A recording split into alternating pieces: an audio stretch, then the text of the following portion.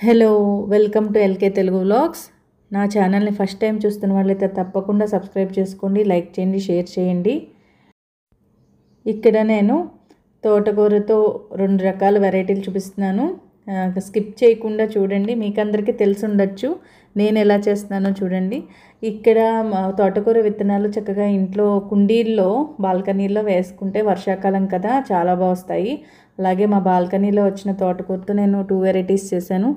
ఆకుల్ని మనము ఎలా అయినా కూరని, పప్పని, పులుసని చేసుకుంటాం కదా, కాడల్ని పడేయకుండా కూడా చేసుకునేవాళ్ళు పూర్వం. ఆ మోడల్ కూడా నేను ఇందులో చూపిస్తున్నాను. కావాల్సిన ఇంగ్రీడియంట్స్ నేను స్క్రీన్ మీద డిస్ప్లే చేస్తాను.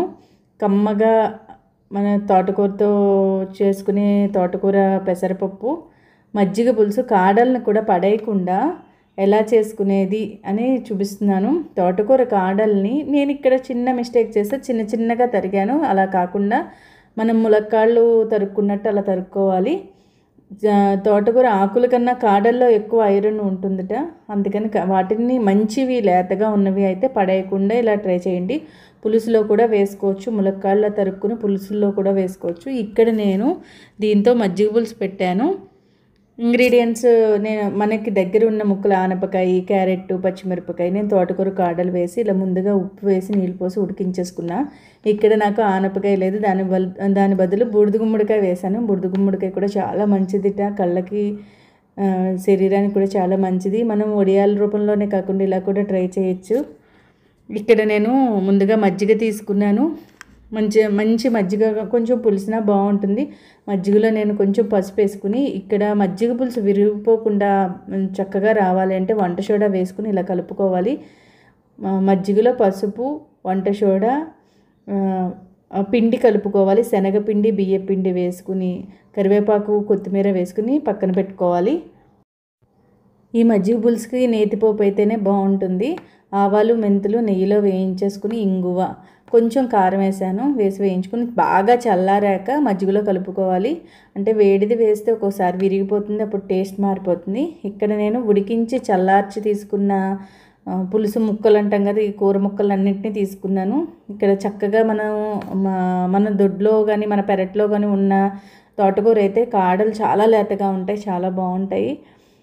అది ఇలాగా చక్కగా ఉడికించిన కూర ముక్కలు మజ్జిగ పులుసులో కలిపేసుకుని, ఇక్కడ ఒక పొంగు అంటాం కదా, ఇలాగా బాగా ఉడికిన పొంగు రానివ్వాలి. వచ్చాక కట్టేసి చివర్లో మనం ఉప్పు వేసుకోవాలి. ఎమ్మీగా టేస్టీగా ఉంటుంది. కూరలు అన్నది మనకు ఆప్షనల్, మనకు నచ్చిన కూరలు వేసుకోవచ్చు మజ్జిగ పులుసులో. ఈ మజ్జిగ పులుసులో ఆవ పెట్టుకోవచ్చు. కొబ్బరి అవైలబిలిటీ ఉంటే కనుక కొబ్బరి తురుము వేసుకుంటే కూడా రుచిగా ఉంటుంది. లేదంటే ఇలా ప్లెయిన్గా పెట్టుకున్నా చాలా బాగుంటుంది. వెల్లుల్లిపాయ పోపు వేసుకుంటారు, ఉల్లిపాయ వేసుకుంటారు. వాళ్ళకి టేస్ట్ తగ్గట్టు అవైలబిలిటీ ఉన్న కూరలన్నీ వేసుకుని చేసుకోవచ్చు. ఎమ్మీ టేస్టీ మజ్జిగ పులుసు రెడీ. ఇక్కడ నేను సింపుల్గా తేలిగ్గా అయిపోయే చక్కగా తోటకూర పెసరపప్పును కూడా చూపిస్తున్నాను. తోటకూర కూర చేసుకుంటారు, పెసరపప్పు తోటకూరతో పులుసు కూడా పెట్టుకుంటాం కదా, ఇలా రకరకాలుగా చేసుకుంటాం. కానీ పెసరపప్పు చక్కగా చలవ చేస్తుంది కూడాను. ఒక బూరెముకుల్లో నూనె వేసుకుని మినపప్పు, జీలకర్ర, ఎండుమిరపకాయ, నాకు ఇక్కడ లేదు కాబట్టి వేయట్లేదు, మీ దగ్గర ఉంటే ఎండుమిరపకాయ, కారాన్ని తగ్గట్టు వేసుకోవచ్చు. నేను పచ్చిమిరపకాయ వేసి ముందుగా కొంచెం పెసరపప్పు పక్కన నానపెట్టుకున్నాను. ఒక్క 10 నిమిషాలు నానితే సరిపోతుంది. అది వేసుకుని పోపు వేగిపోయాక అందులో పెసరపప్పు, ఇలాగ సన్నగా తరుక్కున్న తోటకూర 2 వేసుకుని కలిపేసుకుని కొంచెం నీళ్లు పోసుకుని మగ్గ పెట్టుకోవాలి.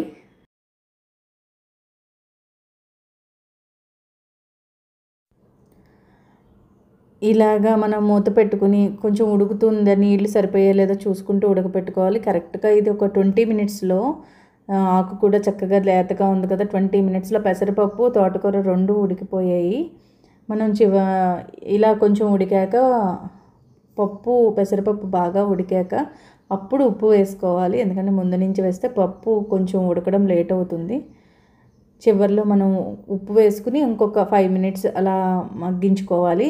చాలా టేస్టీగా ఉంటుంది, కమ్మగా చాలా రుచిగా కూడా ఉంటుంది ఇది.